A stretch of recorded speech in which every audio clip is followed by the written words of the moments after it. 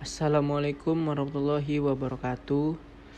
Perkenalkan, nama saya Rizky Maulana dengan NIM 2265 12033.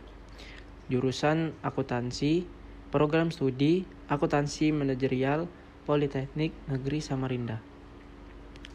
Sebelumnya, terima kasih kepada Ibu Parianti selaku dosen pengampu mata kuliah Akuntansi Manajemen Lanjutan. Di sini saya akan membahas mengenai materi just in time. Materi yang akan saya sampaikan berjudul tentang analisis sistem JIT terhadap pengurangan pemborosan atau waste pada industri otomotif nasional. Industri otomotif merupakan sektor manufaktur dengan rantai pasok kompleks sehingga rawan mengalami pemborosan seperti persediaan berlebih, waktu tunggu, hingga overproduksi yang meningkatkan biaya dan menurunkan efisiensi. Kondisi ini membuat perusahaan harus menerapkan sistem produksi yang lebih efisien agar mampu bersaing di pasar global. Sistem just in time atau JIT menjadi solusi karena menekankan pengiriman material hanya saat dibutuhkan sehingga dapat mengurangi inventory, mempercepat proses, dan meningkatkan kualitas produksi. Namun di Indonesia menerapkan JIT masih menghadapi tantangan seperti kesiapan pemasok, stabilitas permintaan, serta infrastruktur logistik. Oleh karena itu, analisis mengenai penerapan JIT dalam mengurangi waste pada industri otomotif nasional menjadi penting untuk meningkatkan daya saing dan efisiensi produksi. Pentingnya penerapan JIT. Penerapan sistem just in time penting dilakukan karena model produksi tradisional pada industri otomotif masih menimbulkan berbagai bentuk pemborosan seperti tingginya persediaan, waktu tunggu, dan proses produksi yang kurang efisien. Dengan JIT, aliran material menjadi lebih terkontrol karena setiap komponen diproduksi dan dipasok sesuai kebutuhan aktual, sehingga perusahaan dapat menekan biaya persediaan, mempercepat proses produksi, serta meningkatkan kualitas. Selain itu, JIT membuat perusahaan lebih responsif terhadap permintaan pasar sehingga mampu meningkatkan daya saing produk otomotif di tengah persaingan global yang semakin ketat. Implementasi JIT juga mendukung efisiensi penggunaan sumber daya dan mendukung terwujudnya produktivitas yang berkelanjutan dalam industri otomotif nasional. Selanjutnya, kita masuk ke dalam konsep just in time. Just in time adalah sistem produksi yang mengatur pengadaan dan penggunaan material hanya pada saat dibutuhkan dalam jumlah yang tepat sehingga dapat mengurangi inventory berlebih dan memperlancar aliran produksi.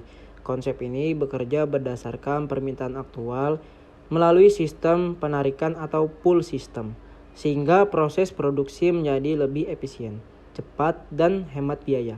Dengan penerapannya, perusahaan dapat menekan pemborosan dan meningkatkan efisiensi operasional terutama pada industri otomotif.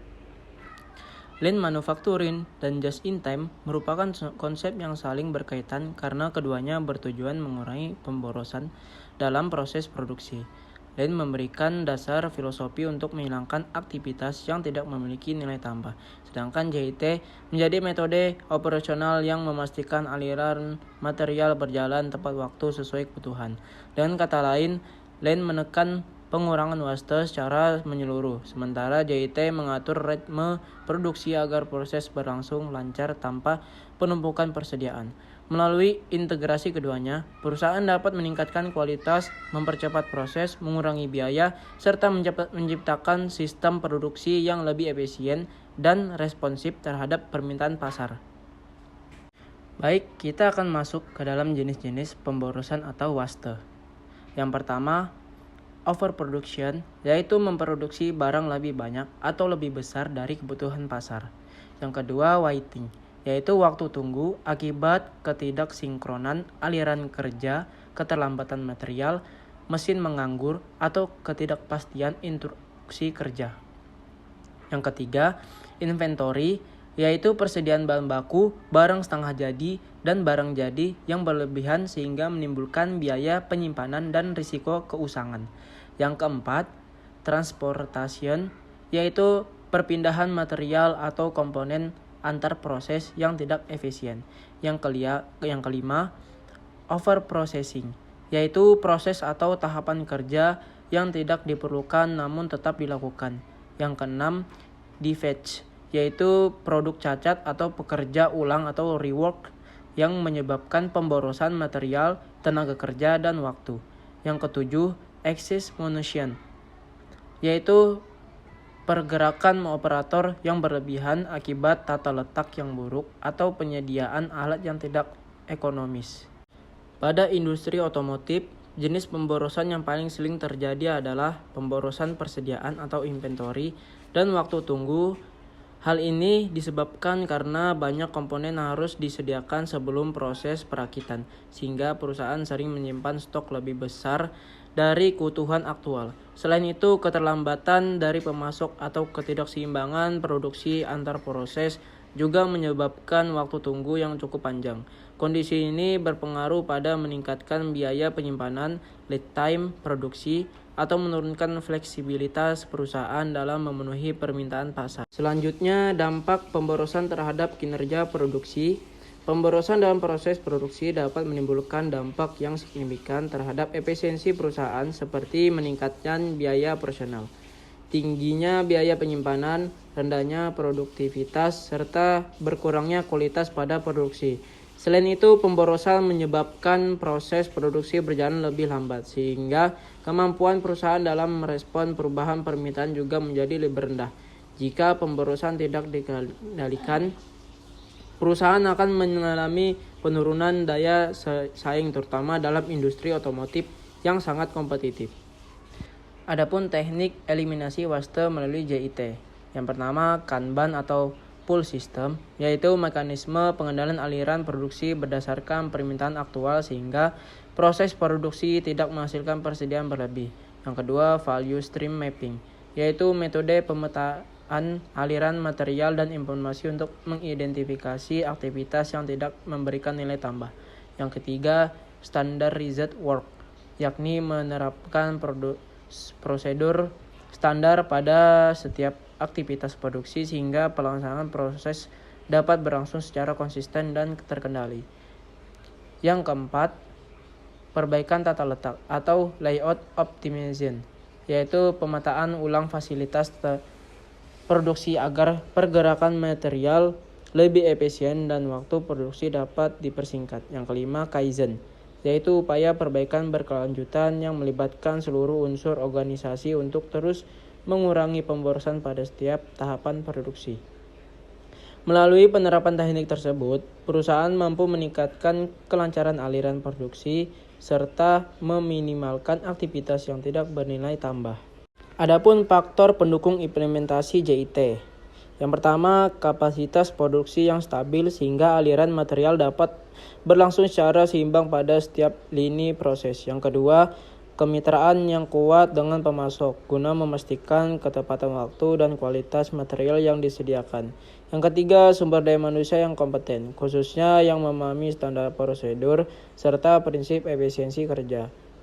Yang keempat, pemanfaatan teknologi informasi agar sistem pelacakan dan pengendalian material dapat dilaksanakan secara akurat dan real time.